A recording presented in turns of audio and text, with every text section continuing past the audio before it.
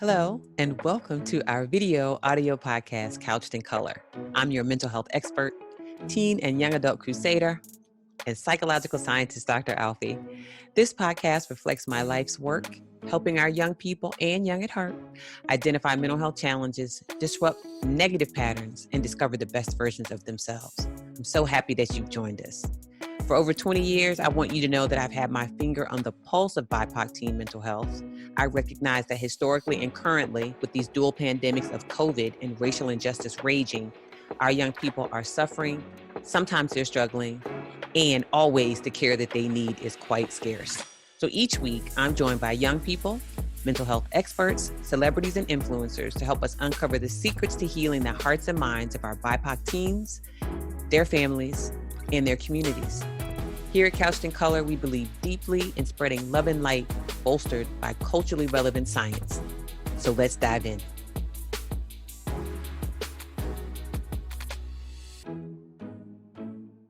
Welcome, everyone, to this episode of Couched in Color.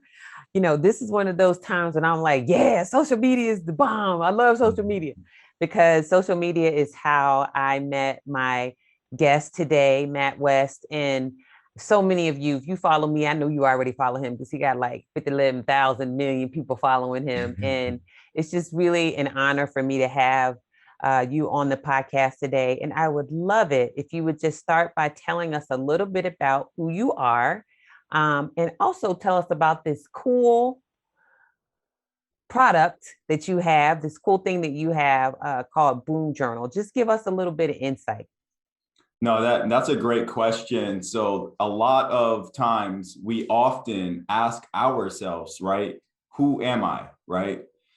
And that was something that I always was curious, even at a younger age, but I wasn't really aware of. And during my junior year in high school, I was going into my 11th grade and I was super passionate about soccer. Like I love soccer. I love watching it, playing it. And I had a vision of me actually playing professionally. Like I took it really seriously. It was my junior year. I was excited because I was going to be on the varsity team. And during that summer, we were training extremely hard. We did a lot of like running. We did a lot of activities that was extremely challenging. And I had this like sharp pain in my knee. Like it was like excruciating pain. And I had a high threshold of pain. So I didn't really pay attention to it. And I really didn't think of it as something that was going to hinder me, right? So I just powered through it. The next day I woke up and I was like, Mom, like this pain is like unbearable. Like we need to go to the doctor. Like I cannot like even move. And when I went to the doctor's office, he flat out told me like, you're not going to play. So take that out of your mind and just don't even think about playing this season. And that moment when he gave me that crushing news was devastating. It was devastating because I've never experienced any type of injury or any type of really challenge as it related to my passion, right? Until that moment.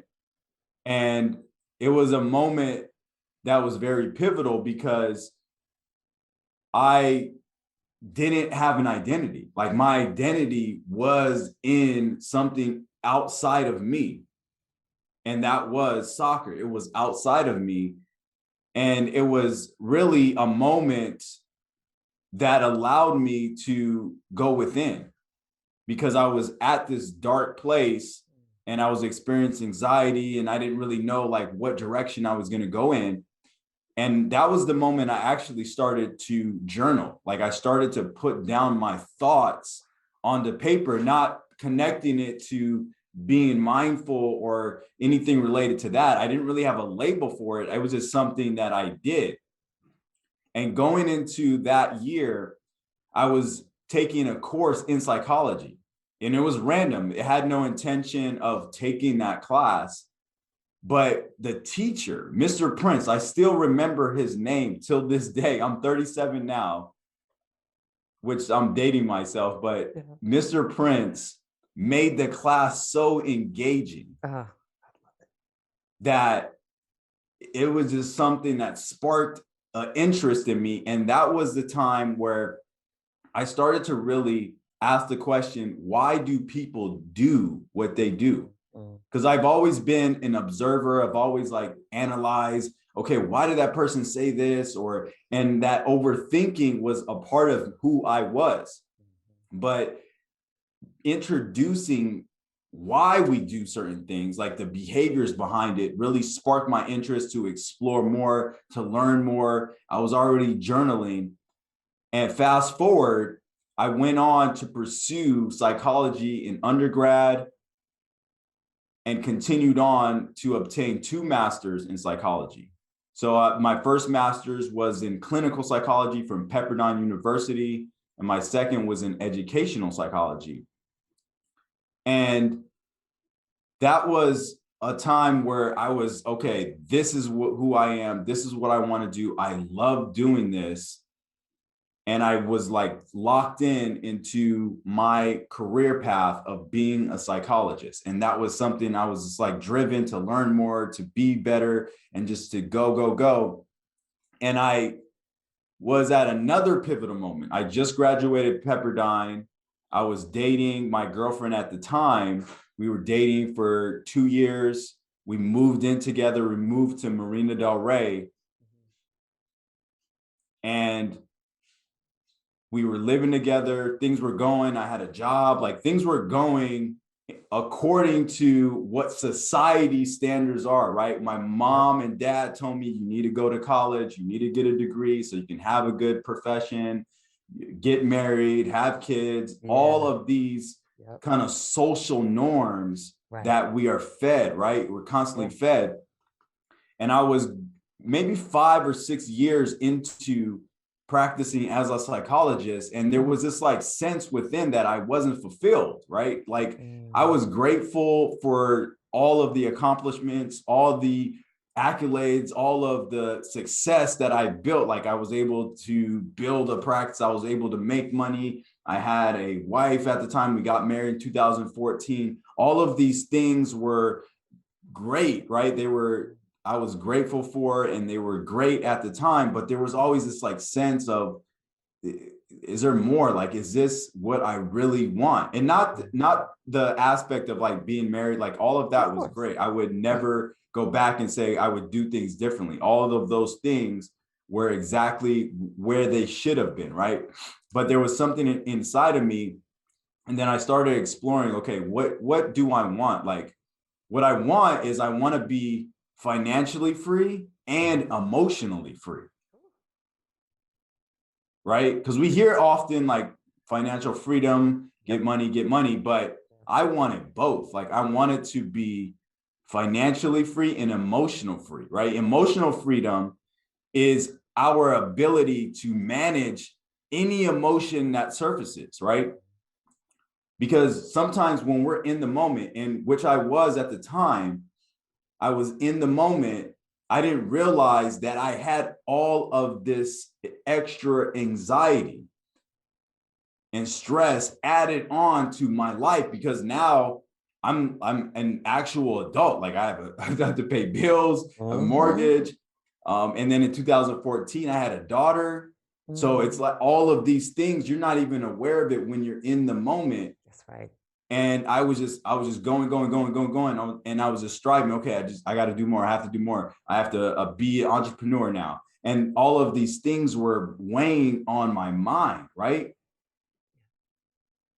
And then fast forward 2017, it came to an abrupt stop, like an abrupt stop. Like all of the things that I was chasing, I was going after, came to a halt, because there was a moment where I chose unhealthy thoughts and unhealthy emotions that linked to unhealthy choices. And I was distracting myself. I was avoiding what was underneath all of that anxiety, stress, worry. And I was at a point where it came to a halt. Mhm. And we mutually, me and my ex mutually came to an agreement that this is not working. Yeah. And we decided to be co-parents. Okay. And we did finalize like the divorce. We're still friends now. We're still co-parenting. But that was a pivotal moment because that was a moment that allowed me to look in the mirror and be honest and really truly be honest with myself. Is this what I want? Is this what I want?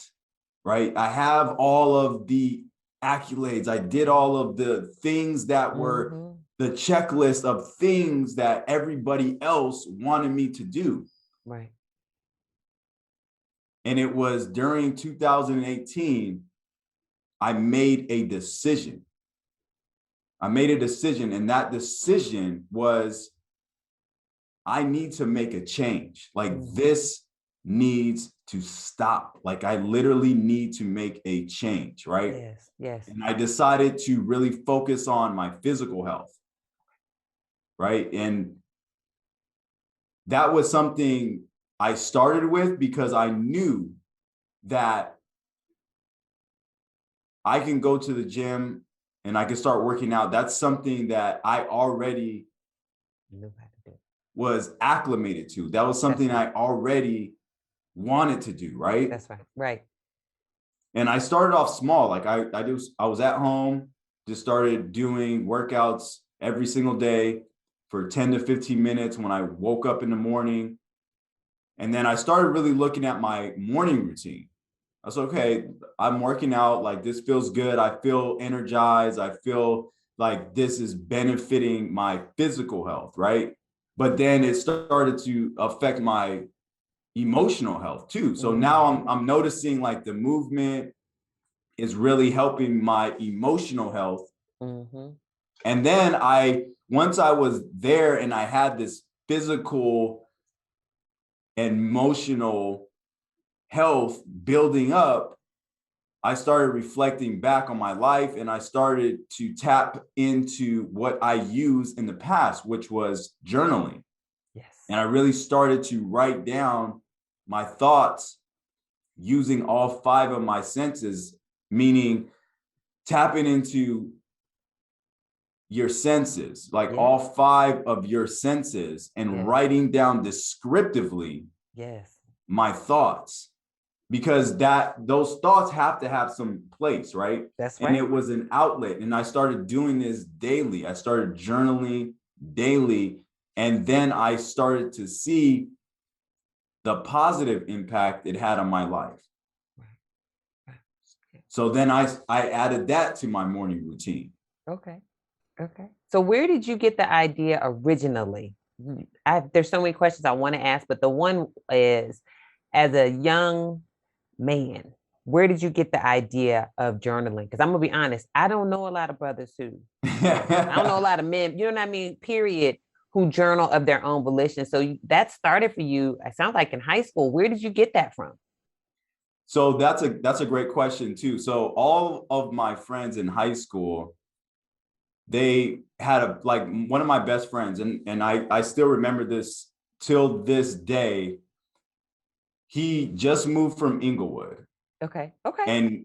And we lived in a city that was about an hour away from an hour away from LA. It's called Palmdale. So he just moved from Inglewood. We had class together. We instantly like connected, and we started connecting because we both enjoyed hip hop. And that was something we had a mutual interest in. Yes. And he would be in class like writing down lyrics. Like he loved hip hop. Like he would write down lyrics. So he was an MC. Yeah, he was definitely an MC, and him and his brother, like they even when they were younger, that was just something they were super passionate about. And he went on and he was signed to labels. Now he's a music producer. Like he's produced for Kendrick Lamar. So that was just something like he was super passionate about. But wow. But going back to it, like he would always be like, you have to write. Like, and I was like, okay, I'll try it. Like, I'm not a rapper. I'm not someone that's like, I'm not a rapper to put words together. Like he just had that in him. Like he had that in him. He had that natural ability. and he was really good at it. Like it would Wow. just come naturally, and he focused on it all of the time. So anytime we Yes. had like a free moment in Yes. class, like he would write down, and he always carried like a book. And I already had the journal. Like I already had the journal because like he inspired me to want to write down lyrics. And then I would try it and it just didn't come natural. So Yeah. I was like, all right, I'm not a rapper. Like I'm just gonna Right. You be like that honest with meme. I'm not myself. a rapper. I'm Yeah. not a rapper. Like I like the music. I'm influenced by it. Like I enjoy listening to beats. I Of enjoy listening course. to lyrics. Of That's just course. something that's a part of me, but Yeah. I am not a rapper. I have to be honest with myself. Right. So that was the moment where I started to just write down my thoughts using my senses, like what I'm seeing, what I'm hearing, what I'm smelling, and just write them down without the rhyming part. So Yes. that was just something, that's how I started writing down my thoughts. Wow, that is so powerful. Now, what the other thing that it speaks to though is for men, how important it is to have those healthy relationships with other men, because you get so much, even if you're not like trying to, I don't know, if you're not trying to tell somebody you need to do X, Y, and Z. What you just described is he was into writing his lyrics, and then he was just like, well, man, you should write your stuff down too. And for you, it started in one place, but it sort of landed. You still were writing, but it just sort of, you changed the tone of how you wrote. You changed the way in which you wrote. You weren't trying to write lyrics to rhyme. It became journaling for you. And I think, I wonder, had you not had a friend, like I actually have an aunt who lives in Inglewood. If you had you not had that friend, would that be something that you might do? And so for me, that's the power of the social support we get from friendships. And I feel like it's so important for our mental health and our emotional well-being, as you well know, to have those kind of, relationships. So one other question I was just curious about is, do you feel like between when you got the news about, the sounds like a career ending injury, Mhm. um, to the point where you said you just had that moment in 2017, 2018, where you were like, just, we just like, I got to put stuff on pause, something isn't right. Do you feel like you had an opportunity to grieve, right? Because you know this works, you're a psychologist, to grieve that injury between point A and point B? Like, do you feel like you were ever able to really fully process and work through what it means to lose that? I have a 14-year-old son who plays soccer, and he's really into it. We did a soccer tour in England 2 years ago, and it was just eye-opening. We learned about academies. I fell in love with Man City. Do you know what I mean? Like there's so much to that. So I wonder, what was that like for you to sort of grieve that process of, being in high school and somebody's telling you that you have this injury, that's going to negatively impact your soccer career? No, no, 100%. It was more like that moment I was not able to do something I was passionate about, right? Like Got it. it wasn't like, and like I still played like my senior year, Got but it. yeah, but it wasn't the same like that. And I never really experienced a moment where it was challenging for me to Got it. that degree where I Got it. was literally had to watch the games Got it. Got it. when I wanted to play. Like I wanted to play, and I even tried. Like I had a brace. I put on 2 knee braces, and I was like still out there playing. Like I was like really trying, but the pain was like too excruciating. So I did power through it. But in those beginning months, Yeah. leading up into my junior year, I remember it was that fall. Like we just started school. It was August, September, October. I was really like down, and it just so happened that my friend and I had a class together, and we happened to have that English class, and that's when I really started to journaling. So it would just happen to coincide with that, and the Got fact it. that I was taking the psychology class Got that it. allowed me to process it a lot quicker, Good. because I don't know how long I would have Mm. been in this place where I was blaming others, like a lot of Yeah. these unhealthy negative Yeah. thoughts that are not helpful when it comes to getting through anything, right? Because we're Right. all going to Right. be faced with challenges, Right. but it's more important to not avoid or escape, but being able to position yourself to respond so you Right. can know that you are going to get through this. just like this COVID right now. Yes. Like we all are experiencing challenges. We've all had challenges, but collectively we're going through a major challenge, right? Major change. And anytime there's change, there's going to be resistance, right? But there's also this idea that historically there have been pandemics. This is not the first pandemic. That's right. And they were able to get through it, right? Historically, there have been times where you had to get through something. We all have challenges that we were able to get through. And when you're able to get through those challenges, you become stronger. Wow, I love that. And I think you're absolutely right. I love the perspective of this is not the first pandemic. You know, for all of us who are alive now, it is our first pandemic, but it's not the first pandemic in the history of the world. And I think that context is often really important.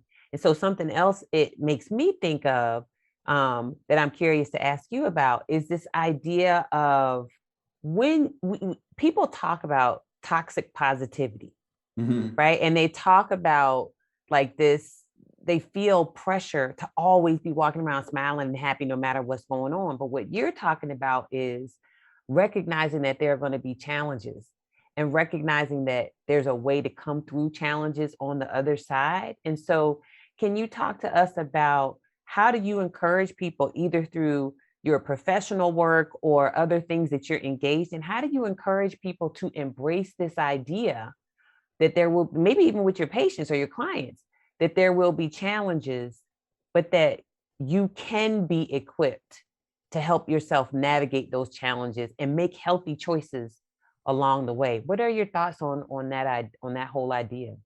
So before I had the knowledge that I currently have, one thing that I often did was I gave advice immediately.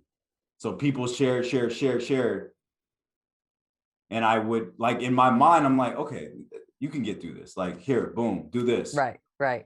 That was the old way, right? And I had to renew and understand and move with compassion.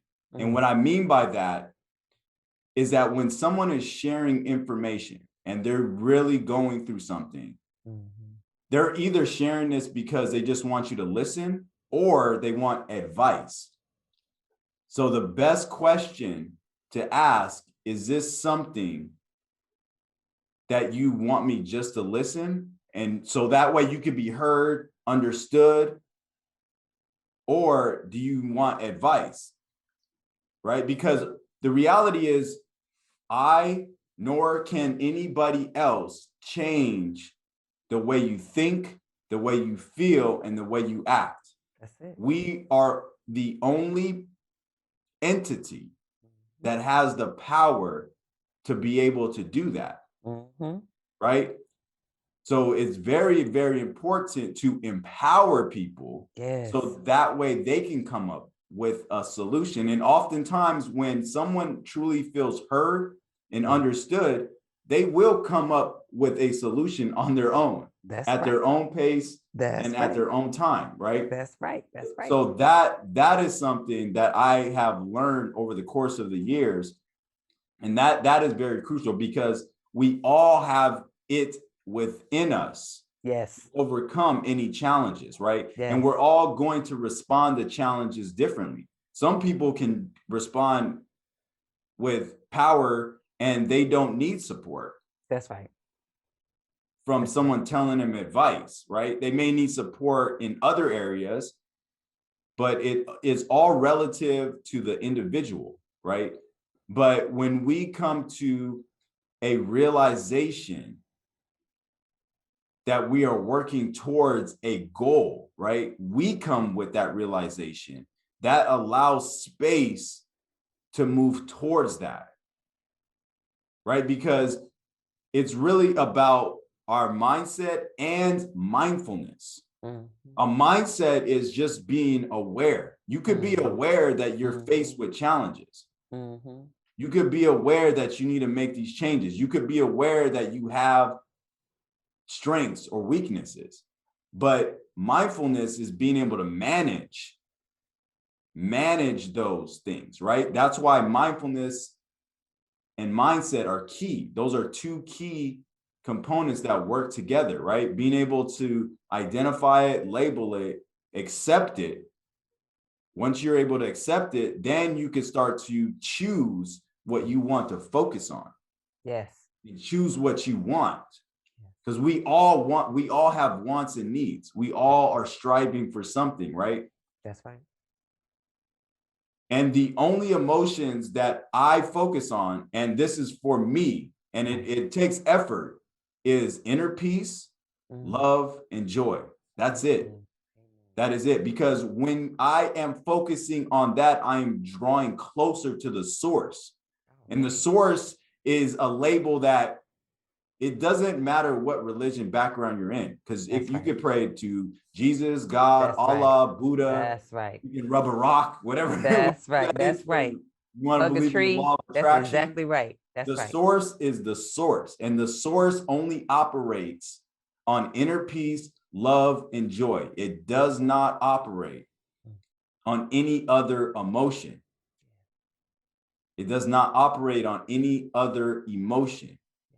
And you are a reflection of others. You are a reflection of others. So when you are living in that space, you are now seeing that in others. You're going to respond with peace. You're going to respond with joy. You're going to respond with love. And that's going to be reflected back on you. It's energy. Yes. Like, I don't know if you can feel my energy. Like, yes. I am giving you pure energy. Yes. Yes. I want my energy to transfer over to you. Yes. Yes. Love it. Yes. And as you're talking, I'm thinking, oh, so many ways, kindred spirits, because one thing that I always am talking about to people is mindfulness. Lots of people talk about mindfulness. But when I listen to you speak about it, when I listen to you speak about the journey is really about finding those things within yourself that I rephrase it as allowing your light to shine. That's the energy, right? So when your light shines, I think it becomes a beacon for other people's light. And either you're going to be with people or have people in your space where your light allows their light to grow stronger. Or what I was learning, I was watching, I cannot remember his name, but he has a podcast called Spiritually Sassy. I love him because one of the things that he talks about, I think really resonates with this conversation that we're having, which is sometimes we have to allow people who are not ready to be in that space of positive energy, of even just always trying to make the choice, trying to be mindful, trying to, like you said, have a mindset. No, you're not going to feel happy 100% of the time, but you're always working towards that. You're always trying to make good choices to bring peace to yourself. And sometimes you encounter people, I tell young people this all the time, who don't feel that way, right? And I learned a long time ago from Iyanla Vanzant, sometimes we say people have potential, and what that means is they're not using the gifts that they have right in this moment. That's potential. You could be using these gifts, but maybe you're not using them right now. And so I love what I'm hearing, because what you're talking about is always searching for that way to allow those gifts to emanate from you all the time, right? You're always searching. I mean, you always get it right, but you're always trying. So absolutely, I feel that energy, and I feel that desire, and I feel that willingness to search for, like you said, inner peace, to search for joy. And to me, it's really about self-awareness. I've had this thing since I was a little girl. Like when I first learned about Maslow's hierarchy of needs. And then when I was in graduate school and I learned about this concept, I don't even remember whose concept it was, but there's sort of these 7 tiers of deepening self-awareness. And I always thought to myself, I want to be at the tip top of that pyramid. I want to be there. The self-actualization. There you go. That's exactly what it is. Self-actualization. I always wanted to be like right at the top. But I think to get there, it takes, like you said, mindset. For me, it takes meditation, and it's not painful work, but it's work. So can you talk to us a little bit about what are some of the tools that you use? And maybe the app is one of them, or the Boom Journal, is one of them, that help you move along that process. And thank you for that self-actualization. How do you use that? How do you grow in that way? No, 100%. Yeah, a lot of buzzwords are kind of circulating, like spiritual awakening, woke, like you have to make sure that it's something that you actually enjoy doing, right? Yes. Yes. Because it's the consistency of Yes. using that tool that is key, right? Yes. Yes. Just like working out, you have to be consistent to actually see the results. Yes. And you can't get focused on the results itself. Like if you want a six pack, don't get so fixated. You're actually resisting when you are focused on the end result. That's right. Because you are moving in a space of lack, right? That's it. That's it.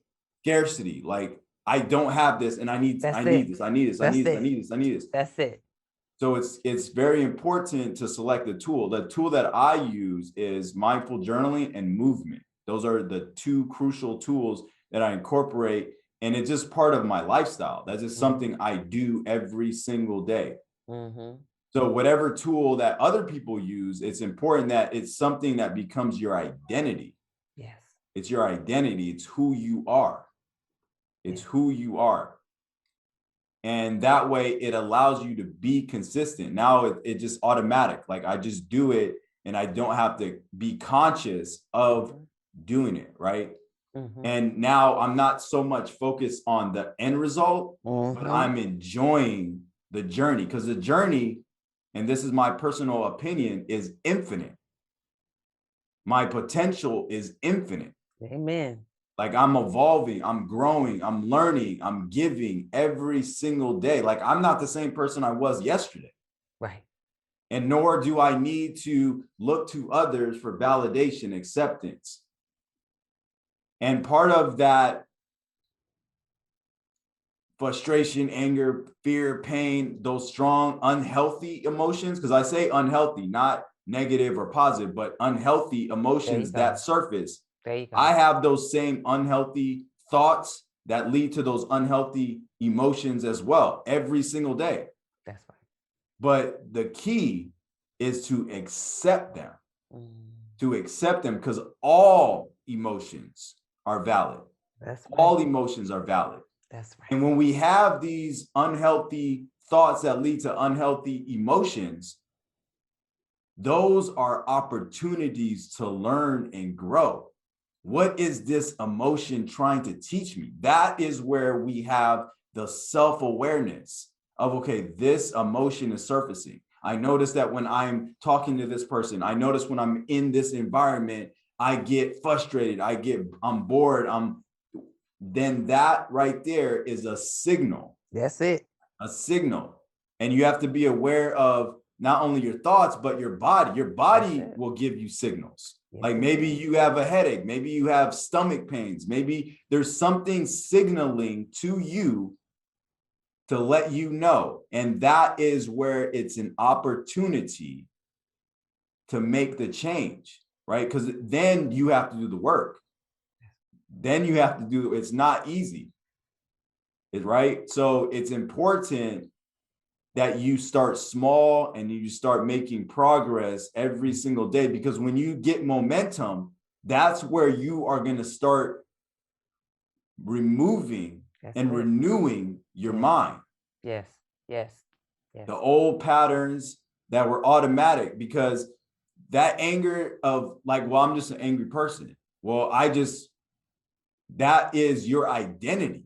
That's ingrained in you. That's right. So that's where you are going to operate, right? Yes. Well, I don't want to change because this is who I am. Change is hard for anything, whether you are trying to change your body, your mind, your spiritual growth, like those three core areas when it comes to change. Even the world right now, the world is changing right as we speak. And it's going through it's going through growing pains. Like it's growing and things are changing and evolving every single day. Us humans are no different. That's right. We all are here to evolve. We're all here to grow and give to others.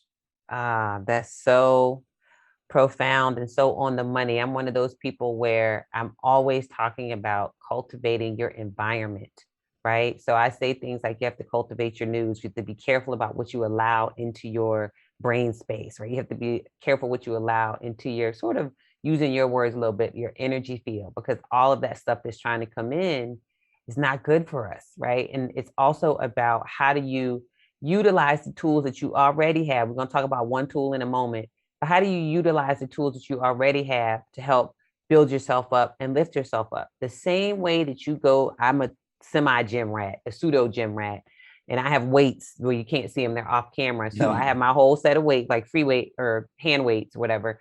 And the same way that I use those to try to build muscle, I feel like meditation is like my weight for my mind. That is how, in my soul and my spirit, because we have anxiety runs rampant in my family. I'm always telling people I'm a super anxious person. They say, but you don't look like it.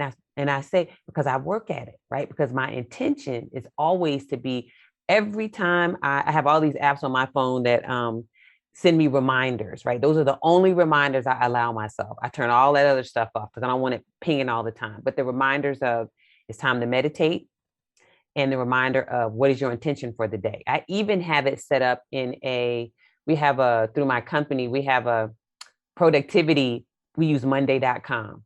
And I have a setting on monday.com where every Monday, Wednesday, Friday, it pings me and says, what is your intention for today? Right? Because I'm trying to remind myself that whatever intention I set, that's what's going to show up in my life. Right. So when, like, to your point, when people say things like, well, I'm just an angry person, or that's just how I am, that's the intention that you're setting for your life. And so if you say I'm angry, guess what? Lots of stuff's going to come in your space to make you demonstrate that you're angry.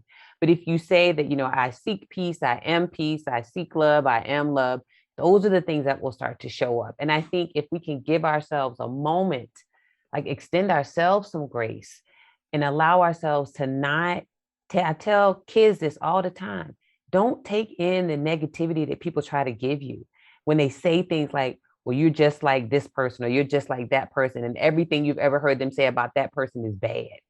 Don't take that in, right? And learn how to use your words in a respectful way. Because, in Black community, you can't be talking grown folks any kind of way, but learn how to use your words to gently push back and resist that. And I think if we can teach young people at a very early age how to push back, how to resist, and then how to build from a place of love for themselves, love for the world around them, and always trying to seek that peace, I think the joy will show up.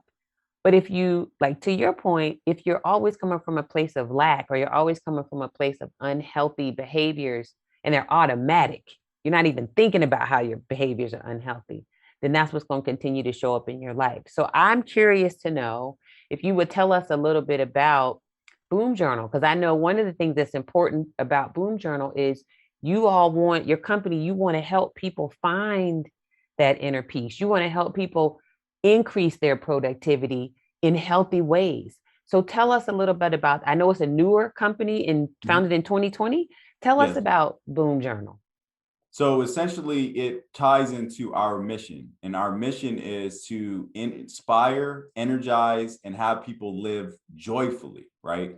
And whatever that is for you is based on focusing on what it is you want.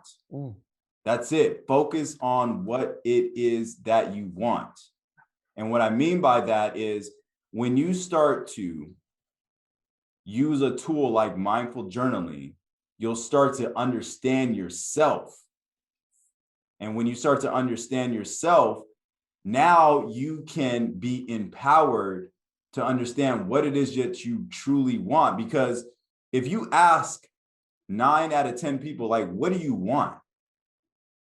Either that information is based on maybe your friends, your family, if you have a job, a coworker, what you see on Instagram, TikTok, like you're basing things that you want based on what you perceive in the world, right? It's not really reflecting on truly what you want. And that really starts with understanding who you are. But when you start to journal, you'll start to see that there's certain patterns. You'll start to really understand yourself better, because the app itself, mindful journaling, not only allows you to clear space in your mind, but it allows you to understand how your thoughts are connected to how you feel. And how you feel is connected to what you're going to do. Yeah. And what you're going to do is connected to how you're going to act. Yes. Right? Yes. So with the app, it makes it very easy and simple for you to start to understand this concept, right?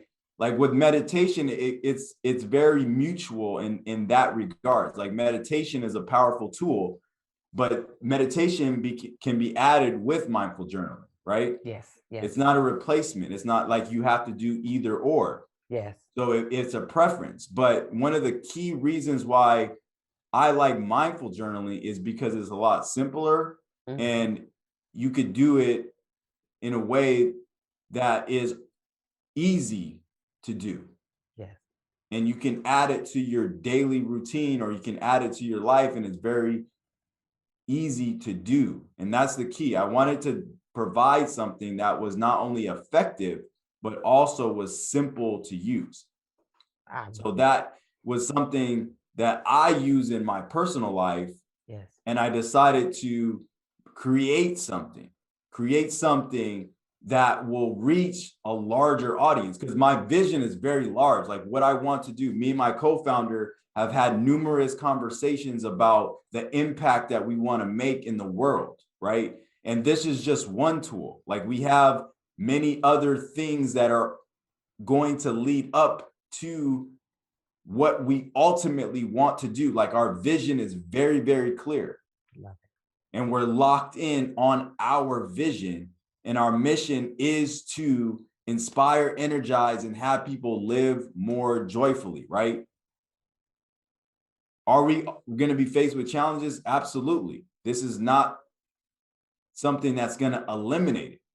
But what mindful journaling does, and what our app does, is it allows you to understand yourself better. And when we're doing that in the process, now you are positioning yourself to feel empowered so you can manage those unhealthy emotions.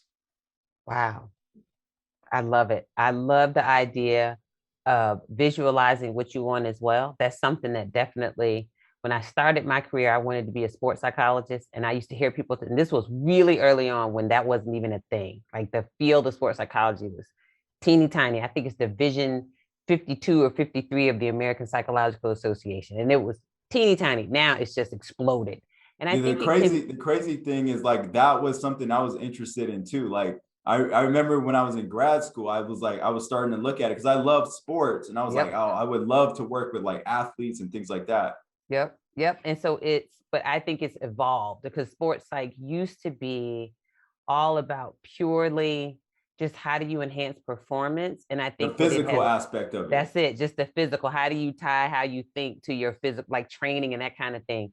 But now it's evolved, and it's continuing to evolve so that it's much more, I feel like, holistic. It really is looking at sort of mind-body connection, so that when you're working out, you're not just teaching people how to work out, but you're teaching people how to visualize. What do you want those muscles to look like? How do you want those muscles to function? How can those muscles help you in whatever your sport is?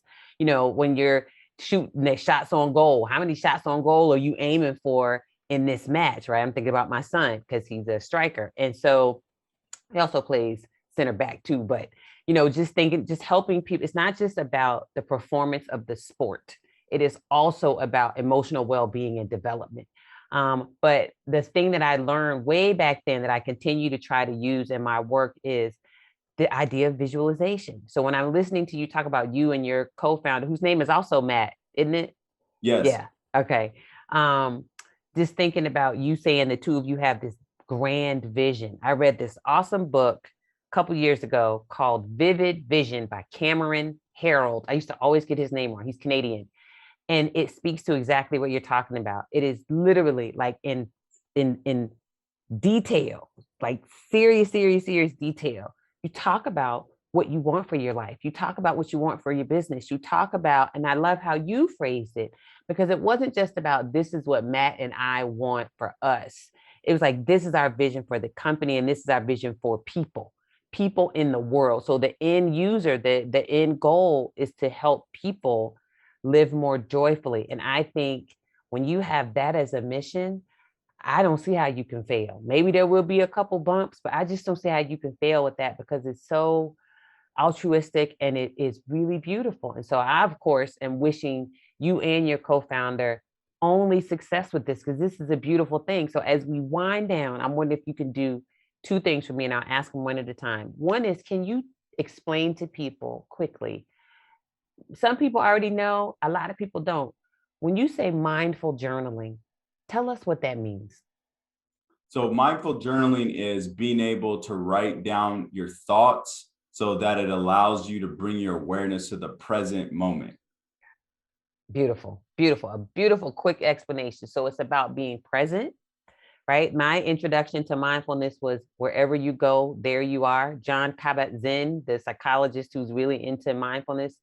Now, I'm gonna be honest, that book was hard to get through because it was really slow, but that really was my first introduction. And that was, I don't know, maybe 20, right around the time the book came out, probably. So it was like 20 years ago. And I have been practicing mindfulness for probably 18 years now. And daily, I say, I tell everybody, because it's important to me. It's been daily for at least 4 years, like not missing a day. Like I feel like my day doesn't go well if I don't meditate. Or I'm sorry, if I don't practice mindfulness and meditate. So the second question is, just think about us winding down. Where can people learn more about you, about the app, and just where can they follow you? Can you educate us on that? Where can we learn more about you and your work? Yes. So you can find me on Instagram at I am Matt West. And you can also find me at my website, I am Matt West. And the website for the app is boomjournal.com. And for Instagram is boomjournal app, that they can locate the actual app on Instagram. Awesome. Awesome. Well, Matt West, I just want to thank you so much. And let me ask if you have any parting words for us or anything as we wind down today. Thank you for so much for being a guest. I really appreciate it. No, it's my pleasure. And I appreciate you greatly for being a part of this journey that we are embarking on in terms of our app. And the parting words is just be you. We can't get any better than that. And so with that, I just want to say thank you again to my guest, Matt West. His parting words for us, I'm going to restate them because they're so important, so valuable, especially for those of us today dealing with coming from marginalized communities, our BIPOC community. And I think about our Asian brothers and sisters who have been just under tremendous stress over these last couple of weeks. So Matt's words are just be you, and that is enough. Thank you so much.